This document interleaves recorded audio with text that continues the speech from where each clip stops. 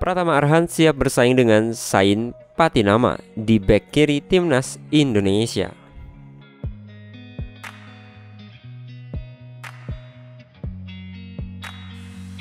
Pratama Arhan siap bersaing dengan Saini Patinama di timnas Indonesia.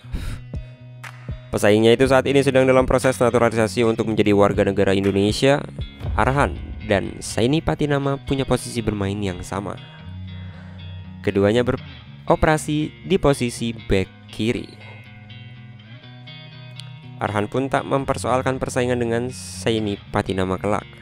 Pemain Tokyo Verdy ini menyerahkan penuh kepada pelatih timnas Indonesia Sintayong. Untuk persaingan sih saya tidak begitu masalah. Kita bersaing secara normal saja, tergantung pelatih mau mainkan siapa. Itu juga buat timnas Indonesia, ujar Pratama Arhan. Dukung naturalisasi. Mantan pemain PSIS Semarang ini juga memberikan penilaiannya mengenai naturalisasi yang dilakukan PSSI. Ia menilai hal itu cukup bagus dilakukan.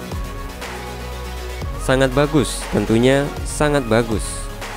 Memang naturalisasi juga bagus untuk timnas Indonesia. Untuk kemajuan sepak bola Indonesia juga biar Indonesia lebih maju juga sepak bolanya, imbuh Pratama Arhan. Adapun proses naturalisasi Sain Patinama saat ini baru tahap mendapat persetujuan dari Komisi 3 Dewan Perwakilan Rakyat. Setelah itu proses naturalisasinya akan dibahas dalam rapat paripurna DPR RI. Kemudian tinggal menunggu surat keputusan Presiden Joko Widodo. Dan terakhir diambil sumpahnya sebagai WNI di kantor Kementerian Hukum dan HAM. Tidak ada JIS, PSSI pilih 2 stadion Jawa Barat ini untuk markas timnas Indonesia di Piala AFF 2022. PSSI telah memilih 2 stadion yang terletak di Jawa Barat, yaitu Stadion Patriot Candrabaga dan Stadion Pakansari sebagai markas timnas Indonesia di Piala AFF U20 2022. Tidak ada nama Jakarta International Stadium dalam daftar pemilihan PSSI.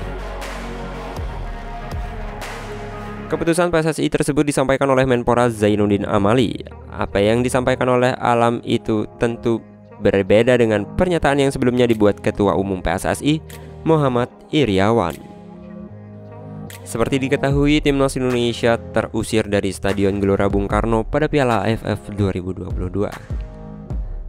Penyebabnya adalah Stadion Kebanggaan Masyarakat Indonesia itu sedang direnovasi untuk Piala Dunia U20 2023. Iriawan sebelumnya menyebut timnas Indonesia akan berkandang di Jakarta International Stadium atau Pakansari. Namun Zainuddin Amali pada pernyataan terbarunya tak menyebut nama JIS sebagai opsi pengganti Stadion Gelora Bung Karno. Saya sudah konfirmasi dengan Sekjen Yunus Nusi. Dia akan pilih antara Stadion Patriot dan Pakansari, kata Zainuddin Amali. Zainuddin Amali menyebut akan melakukan pertemuan dengan pengurus kompleks GBK terkait alasan tidak bisa digunakannya Stadion GBK untuk Piala AFF 2022. Dengan demikian timnas Indonesia nantinya bisa mendapatkan kepastian akan terusir dari GBK. Siang ini Direktur Utama GBK beserta jajaran akan bertemu saya.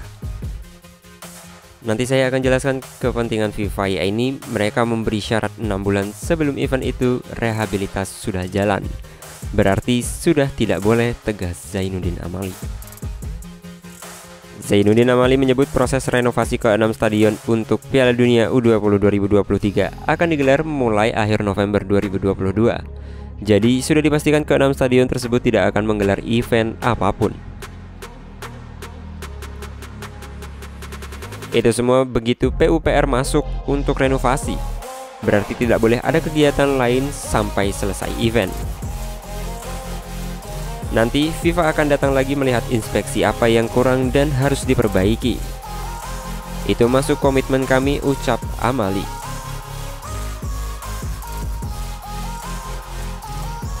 Tiga kritik Sintayong untuk timnas Indonesia U20 selama di Turki. Sintayong secara terbuka memberikan kritik pada performa timnas Indonesia U20. selama menjalani training camp di Turki. Salah satu aspek yang disorot pelatih asal Korea Selatan itu adalah mental. Rentetan laga uji coba pun dijalani Barnabas Sobor dan kawan-kawan selama berada di Turki. Timnas Indonesia U20 generasi ini memang disiapkan sebaik mungkin. Mereka diharapkan bisa meraih prestasi pada Piala Asia U20 2023 dan juga di ajang Piala Dunia 2023 yang berlangsung di Indonesia. Selama menjalani TC di Turki, Timnas Indonesia didampingi oleh sang pelatih Sintayong.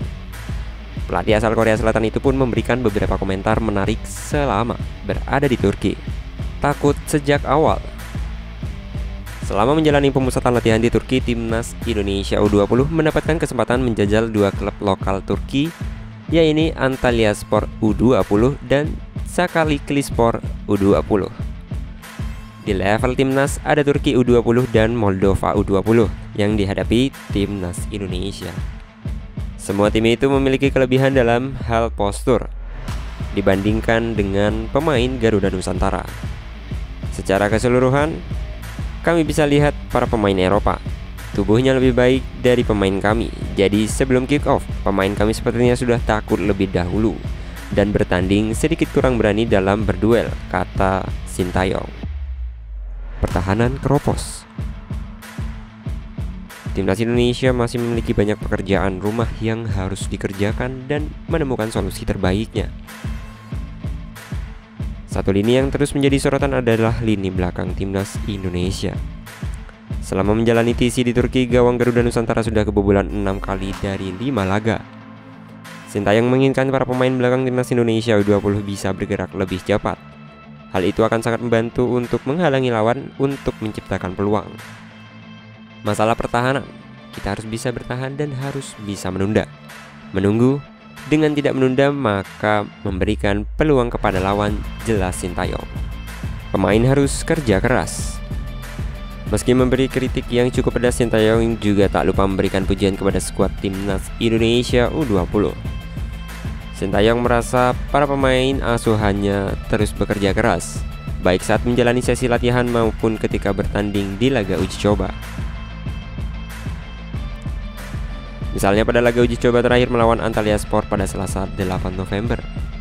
Pada laga itu Garuda Nusantara menang 3-2 meski sempat tertinggal terlebih dahulu.